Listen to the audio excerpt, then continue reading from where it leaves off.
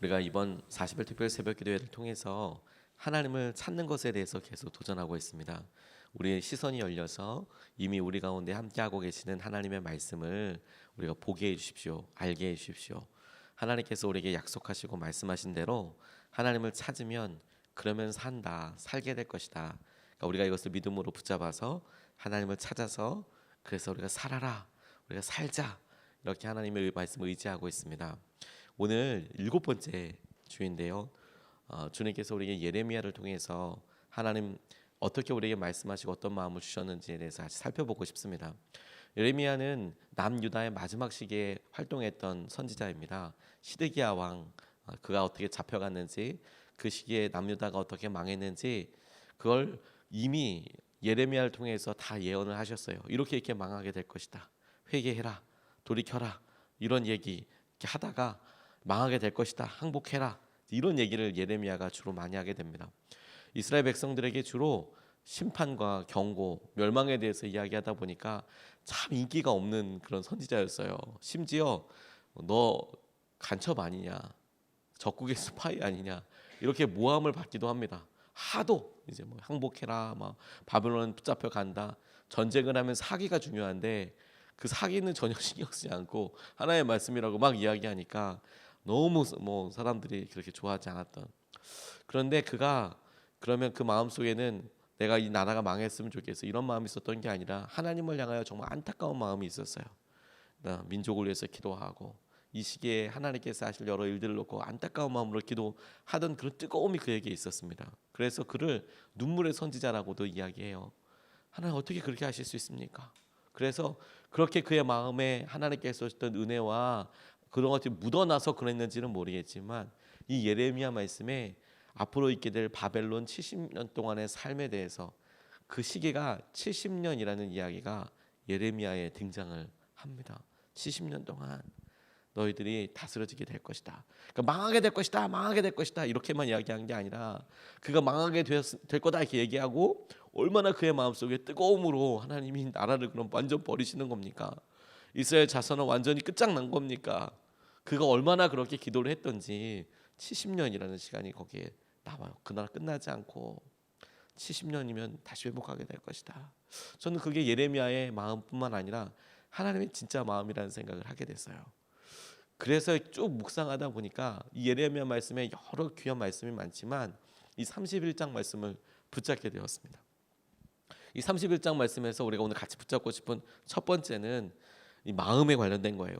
마음에 쓰신 하나님의 약속에 대해서요.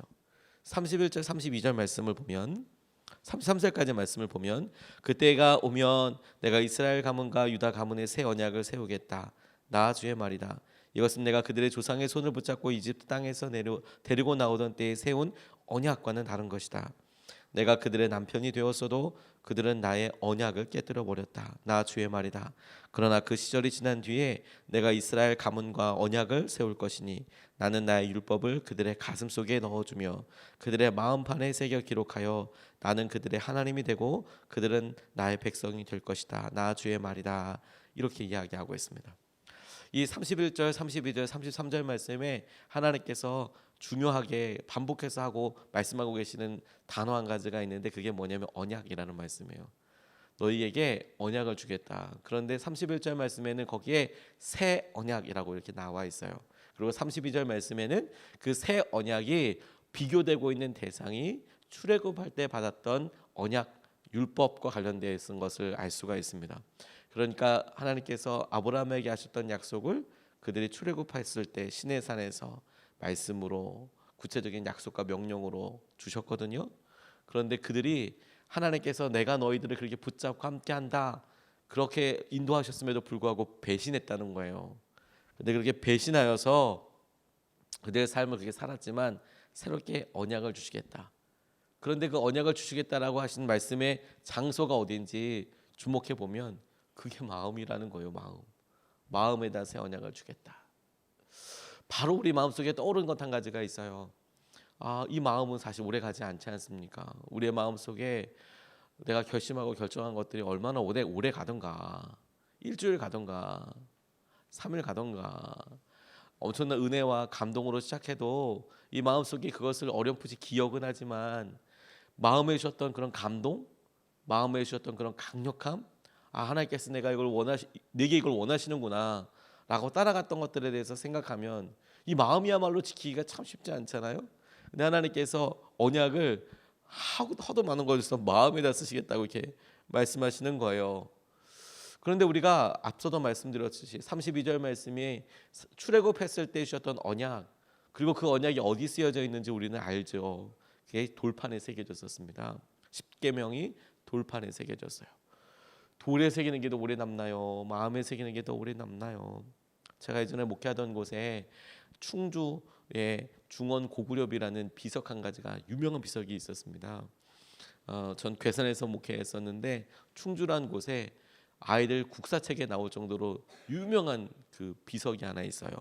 그 고구려가 충주까지 영역을 펼쳤었다, 다스렸다라는 것을 기념하기 위해서 그 고구려 비가 그 충주에 있어요.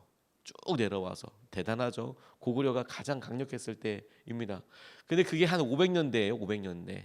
AD 500년 어쩌고저쩌고에 이렇게 세워진 그건데 그게 거의 한 1500년 정도 지난 지금까지 그 중원 고구려비가 여전히 있어요.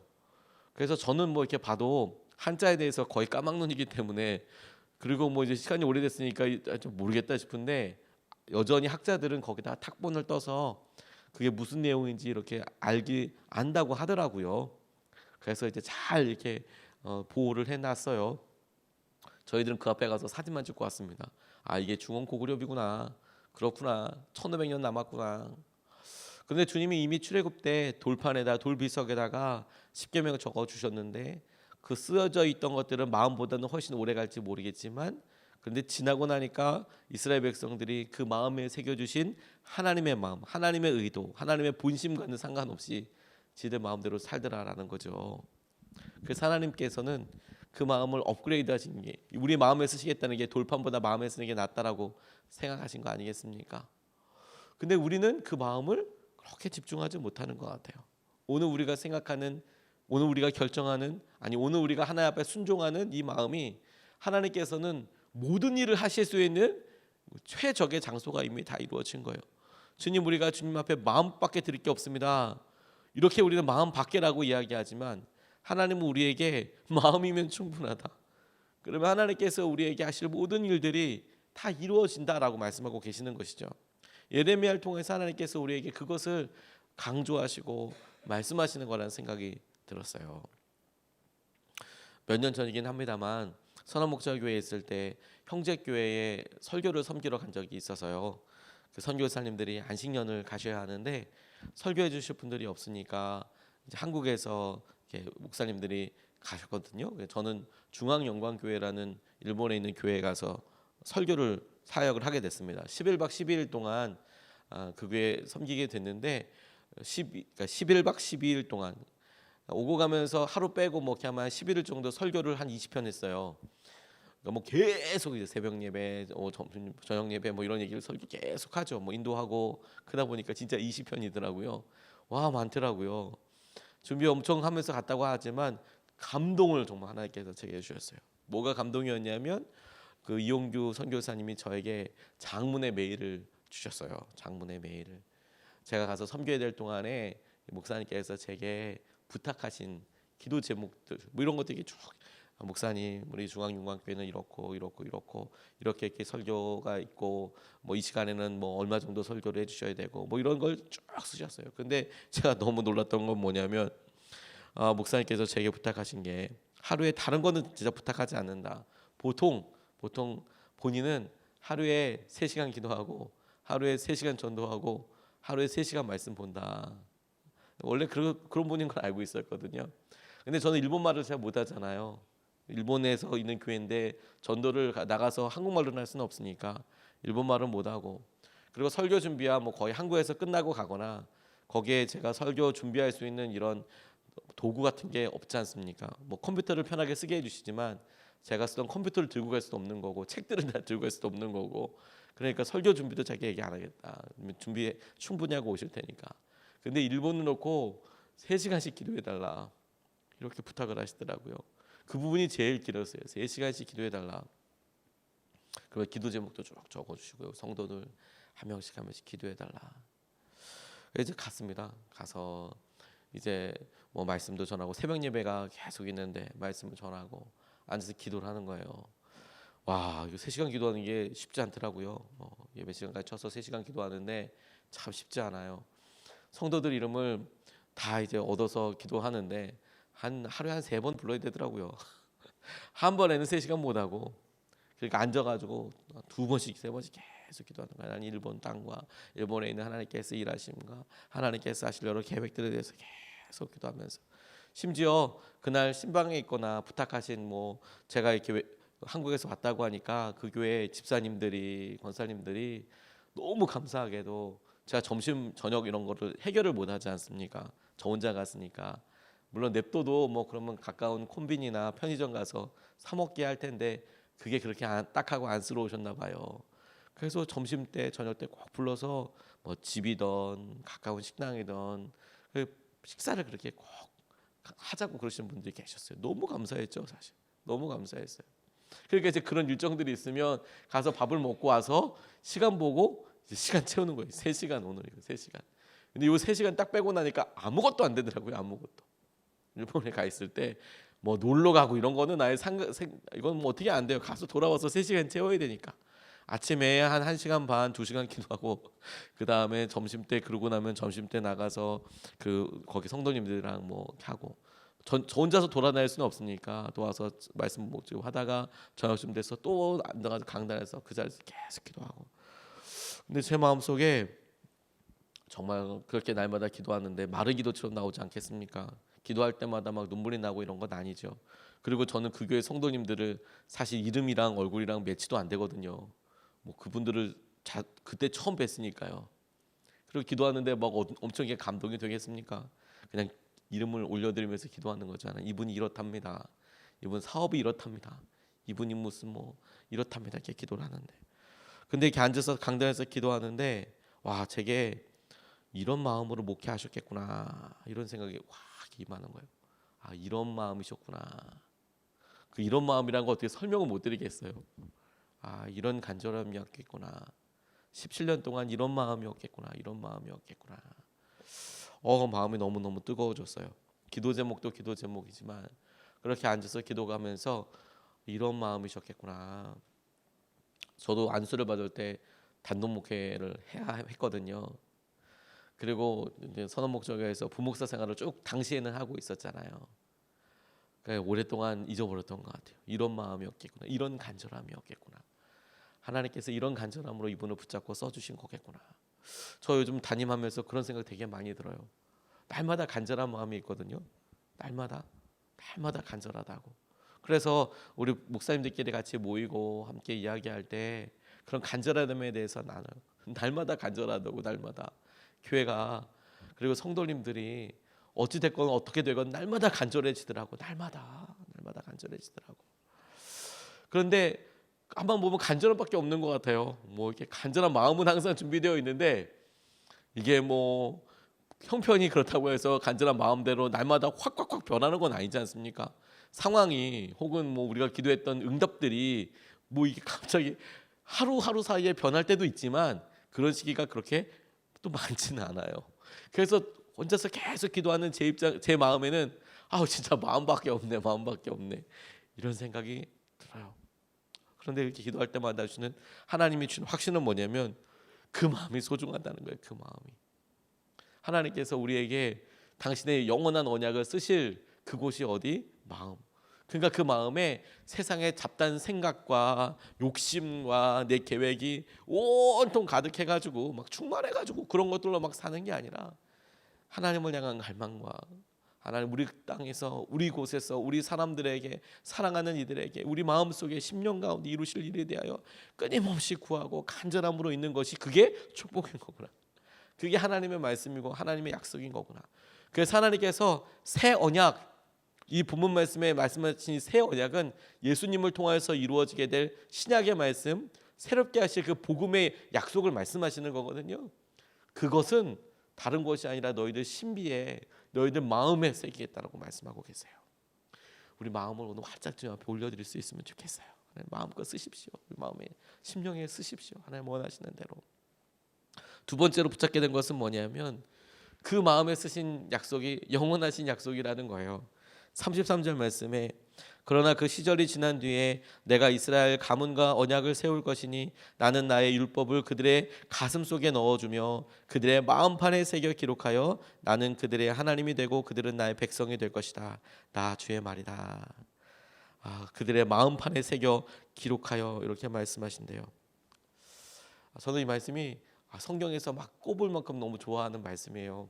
제가 성경 통독 이렇게 학교를 인도하고 그럴 때 그리고 저희 교회에서 성경 통독하는 스케줄 표 제목이 혹시 뭔지 아세요? 마음에 쓰는 성경이잖아요. 마음에 하나님께서 우리의 마음에 당신의 글을 쓰시겠다. 그게 약속의 말씀처럼 이 본문 말씀을 통해서 붙잡은 거예요. 제가 쓰겠다고 얘기한 게 아니라 하나님께서 말씀을 보니까 마음에다가 친히 글을 쓰신다면서요. 하나님 제 마음속에 좀 써주십시오. 이런 생각이 들었어요. 근데 여러분 한번 마음에 떠올려 보십시오. 제가 이 말씀 붙잡고 계속 주님 앞에 기도하면서 감사하기도 했거든요. 하나님 너무 제 마음에 당신의 글을 쓰신다니 새 언약을 쓰신다니 아멘입니다 아버지. 마음껏 쓰십시오 라고 드렸는데 여전히 제 삶에 경험되는 그러니까 제 삶으로 경험되는 것은 이 마음이 써놓고 이제 결정을 하면 오래 안 가는 거예요. 진짜 굳은 의지로 결정을 했는데 제가 오늘 아침에 일어나서 참 공교롭게도 첫 번째 한 고민이 뭔지 아십니까?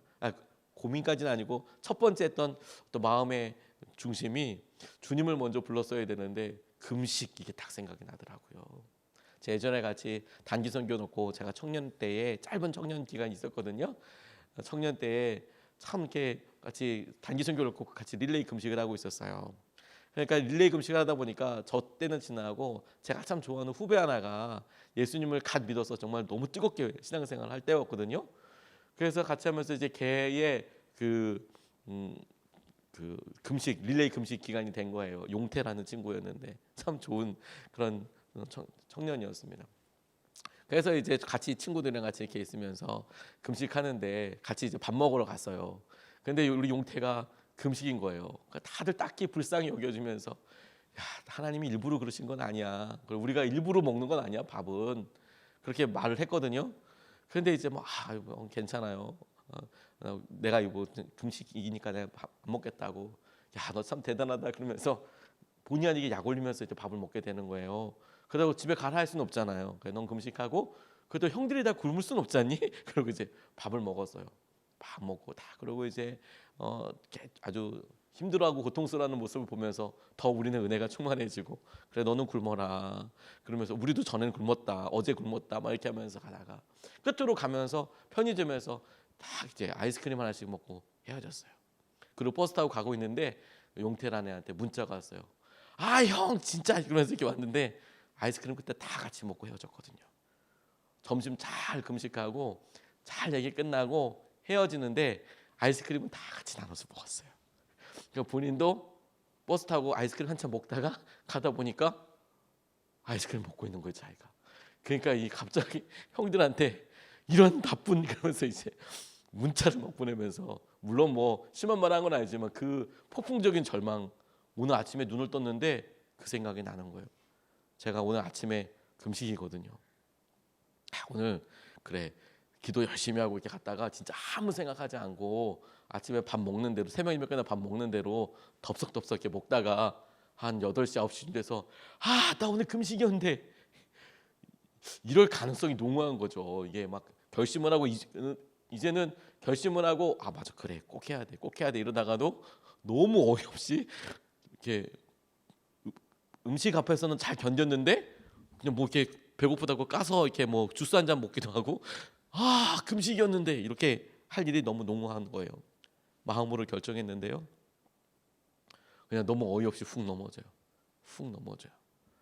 그러니까 우리의 마음의 결심을 알잖아요. 그런데 하나님께서 우리에게 말씀하신 새 언약은 영원하신 언약이잖아요. 그러니까 제 경험되는 것들 생각해 보니까 영원하신 언약이 우리의 마음속에 영원하게 남을 수 있는 방법이 계속 우리가 깜빡하니까 이게 어려워요. 오늘 화내지 말아야지 결심하고 갔는데 그렇게 결심을 분명히 했고 아침에도 기도했는데 어느 순간에 화내고 있는 거예요. 이게 뭐하는 짓이지 이게? 아, 내가 오늘 뭐 이런 거 하지 말아야지. 그러는데 어느 순간에 모니터 앞에 있거나 어느 순간에 내가 그 앞에 어디 가고 있거나 전화하고 있거나 막 그러고 있는 거예요. 야, 이건 의지 박약 수준이 아니라 아예 의지가 없는 게 아닐까? 이런 생각을 막 해요. 그런데 영원하신 언약이라면서요. 근데 이 말씀을 하나님께서 제게 강하게 부딪히게 하시고 도전하게 하실 때 장면 한 가지를 떠오르게 해주셨어요. 제가 친구들과 이렇게 돌아다닐 때 부산에 이렇게 가서 한번 새벽 바다를 가본 적이 있었거든요. 새벽 바다에 이렇게 가서 그냥 아무 생각 없이 해변에다가 이렇게 글을 한 자 써봤어요. 대단한 글은 아니에요. 좀 글을 써봤어요. 그랬더니 파도가 와서 싹 지우고 가더라고요. 또 썼어요. 또 썼어요. 그랬더니 또 지우고 가더라고요. 또 썼어요. 또 썼어요. 남는 게 시간밖에 없으니까 또 썼어요. 계속. 그 장면이 제게 생각이 났어요. 어렸을 때 그렇게 했다고. 아, 우리 마음속에 하나님께서 영원한 새 언약을 쓰시는데 이 영원하신 새 언약이 영원하게 남을 수 있는 방법이 우리가 깜빡깜빡 계속 싹싹 지워 먹어도 영원히 남을 수 있는 방법이 딱 한 가지 있겠다는 생각을 하게 됐어요. 그게 뭐냐면 쓰시는 분이 지워질 때마다 다시 써주시면 되겠구나. 쓰시는 분이 계속해서 하나님 또 잊어버렸네요.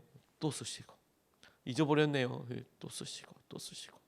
아, 하나님께서 우리의 마음에 새 언약을 쓰시겠다라고 하시는 말씀, 그 말씀의 중심과 그 말씀에는 굉장히 중요한 약속 한 가지가 있는 거겠구나. 하나님께서 지워질 때마다 다시 써주시겠다는 약속이겠구나. 그리고 말씀을 신약 성경을 다시 꼼꼼히 보다 보니까 성령님께서 우리에게 하시는 일이 그 일이시더라고요. 우리의 마음속에서 하나님께서 하신 말씀을 생각나게 하신대요. 성령님이 하시는 말씀이 내용이 우리의 막 심령 가운데서 예수님이 어떤 말씀을 하셨는지 떠오르게 하시고 생각나게 하시는 일을 성령님이 하신대요. 그래서 알았어요. 아, 그렇구나. 우리가 연약하고 부족하고 심지어 그 말씀 가지고 은혜 받았다면서 그렇게 눈물을 흘리며 기도했으면서 나중에 보니까 성령 통독할 때 보니까 아, 이런 말씀이 있었네. 그리고 줄치고 있는 이런 정도 수준이지만 성령님께서 계속해서 우리에게 영원한 말씀을 써주시고 붙잡고 나아가니까 오늘 우리가 전혀 새로운 사람처럼 그 말씀 붙잡고 나아가는 은혜를 그냥 붙잡으면 되겠구나. 쓰시겠다는 주님의 은혜, 그분의 계획을 붙잡으면 되는 거구나. 그게 우리에게 큰 축복이라고 믿고 의지하게 되었습니다. 오늘 두 가지 말씀을 같이 나눴어요. 마음이 중요하다. 마음이 드릴 게 마음밖에 없는 게 아니라 그 마음이 중요한 거다. 그 마음. 하나님, 이 마음을 주님께만 온전히 올려드리게 해주십시오. 두 번째, 이 마음에 주님께서 영원하신 당신의 언약을 쓰신대요. 그러니까 하나님, 마음에 오늘도 결심하고 결정하고 순종하겠다고 하니 마음에 주님께서 직접 말씀하여 주셔서 오늘도 무너진 우리의 심령과 우리의 마음을 세워주시고 일으켜주시고 주님의 말씀대로 우리 가운데 쓰셔서 주님의 뜻대로만 살게 하여 주십시오. 이렇게 같이 말씀 붙잡고 하루 의지하였으면 좋겠습니다. 이것을 붙잡고 두 번 나눠서 같이 기도하겠습니다. 첫 번째 말씀은